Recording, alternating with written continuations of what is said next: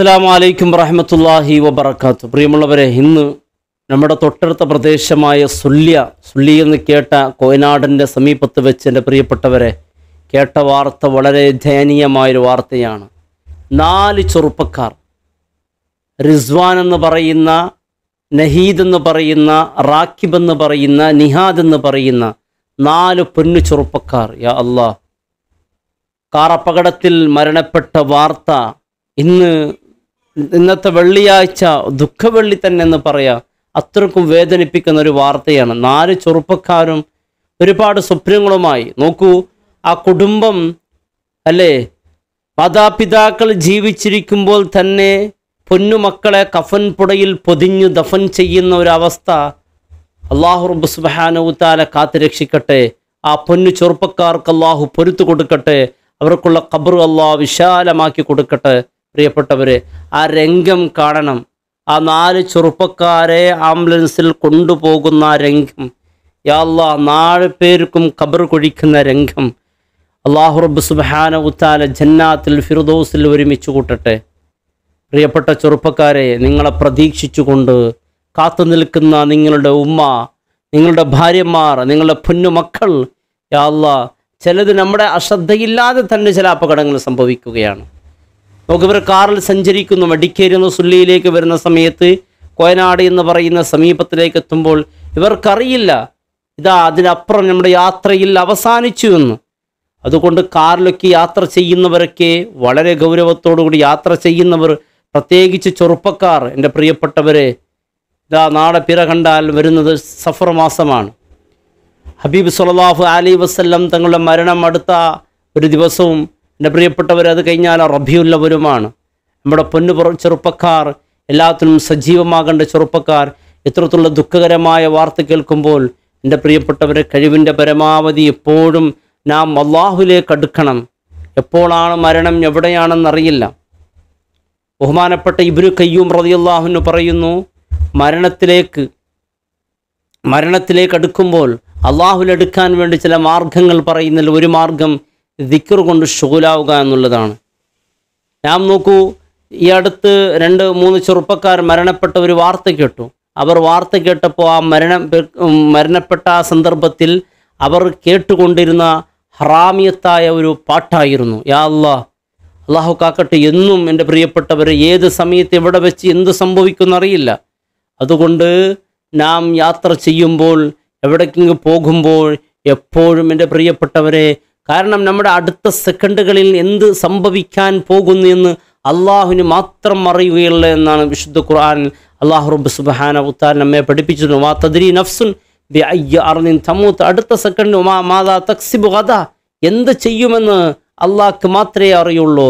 നാം ഒരുപാട് കാര്യങ്ങൾ അങ്ങനെ ചെയ്യണം, മറ്റത് ചെയ്യണമെന്ന് വിചാരിച്ചിട്ടുണ്ട്. പക്ഷേ അള്ളാഹുവിൻ്റെ തീരുമാനം ഇതെന്നറിയില്ല. ആ ചെറുപ്പക്കാർ വലിയ സ്വപ്നങ്ങളുമായിട്ടല്ലേ അവരുടെ ജീവിതം മുന്നോട്ട് നീക്കുമ്പോൾ അവർക്കറിയോ, സുള്ളി മടിക്കേറുന്നവർ പുറപ്പെട്ടവർ, അവർ കോയനാട് എന്ന് പറയുന്ന സമീപത്തിലേക്ക് എത്തുമ്പോൾ ഇത്രയും ഭീകരമായൊരു അപകടം സംഭവിക്കുകയും എന്നേക്കുമായി നാം ഈ ലോകത്തോട് മറഞ്ഞു പോകുമെന്ന് ആ പൊന്നു ചെറുപ്പക്കാർ വിചാരിച്ചിരുന്നില്ല. യാ അല്ലാഹ്, മാതാപിതാക്കൾക്ക് അല്ലാഹുവിന് ക്ഷമ പ്രദാനം ചെയ്യണേ റഹ്മാനെ. എൻ്റെ പ്രിയപ്പെട്ട ചെറുപ്പക്കാരെ, നമുക്ക് യാത്ര ചെയ്യുമ്പോൾ വളരെ ശ്രദ്ധയോടു കൂടിയായിരിക്കണം യാത്രയൊക്കെ ചെയ്യേണ്ടത്. കാരണം നമുക്ക് ആ ഒരു യുവത്വത്തിൻ്റെ പ്രസരിപ്പിൽ പലതും മതിമറന്നുകൊണ്ടുള്ള ജീവിതം.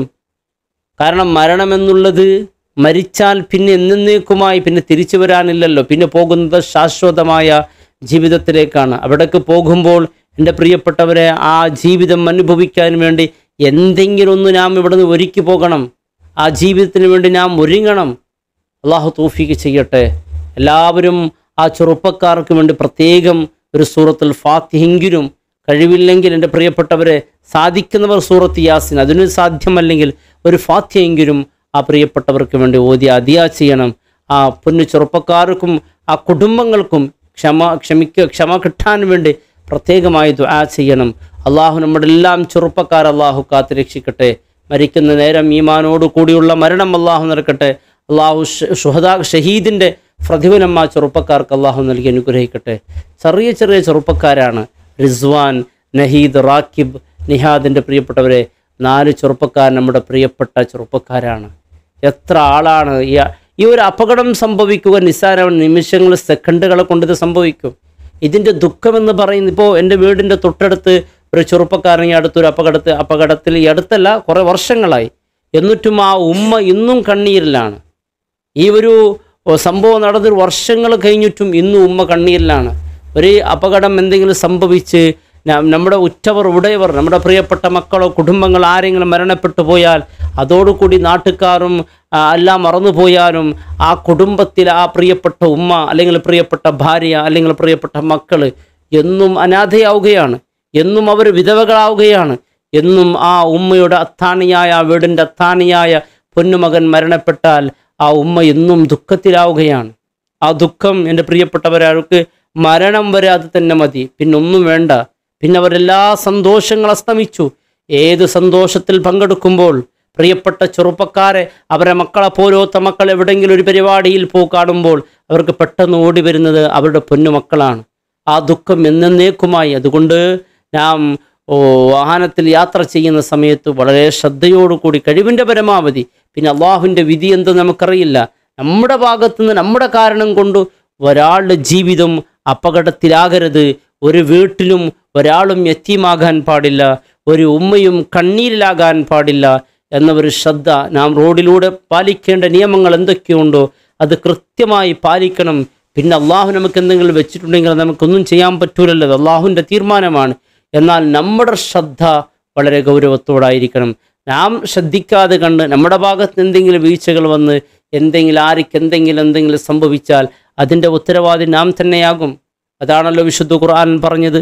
വിശുദ്ധ ഹദീസിലൊക്കെ പറയുന്നത് അങ്ങനെയാണ്, കുല്ലുക്കും റായ് വക്കുല്ലുക്കും മസ്ഊലൻ റഅയ്യത്തി, നിങ്ങളെല്ലാവരും ഉത്തരവാദിത്വമുള്ളവരാണ്, നിങ്ങൾക്കുള്ള ഉത്തരവാദിത്വത്തെക്കുറിച്ച് ചോദ്യം ചെയ്യപ്പെടുമെന്നാണ്. നാം തന്നെ ബൈക്കിൽ സഞ്ചരിക്കുമ്പോൾ ഹെൽമെറ്റൊക്കെ ധരിക്കാതെ സഞ്ചരിച്ചു, ആ ഹെൽമെറ്റ് ധരിക്കാത്ത കാരണം കൊണ്ട് നാം മരണപ്പെടുകയാണെങ്കിൽ അതിൻ്റെ ഉത്തരവാദികൾ നാം ആയിരിക്കും. നാം തന്നെ കൂടുതൽ സ്പീഡിൽ വണ്ടി ഓടിച്ചു എന്നിട്ട് അപകടം സംഭവിച്ചു, അതിൻ്റെ ഉത്തരവാദികൾ നാം ആയിരിക്കും. കാരണം നാം പാലിക്കേണ്ട നിയമങ്ങൾ പാലിക്കാതെ എന്തെങ്കിലും സംഭവിച്ച നാമാണ് ഉത്തരവാദി. അതിൻ്റെ നിയമങ്ങൾ കൃത്യമായി പാലിച്ചാൽ പിന്നെ അള്ളാഹു റബ്ബ് സുബ്ഹാനഹു വതആല, എൻ്റെ പ്രിയപ്പെട്ടവരെ, നമ്മുടെ കാരണം കൊണ്ട് ഒരാൾക്കും ഒരു കുടുംബവും ഒരിക്കലും കണ്ണീരിലാകാൻ പാടില്ല.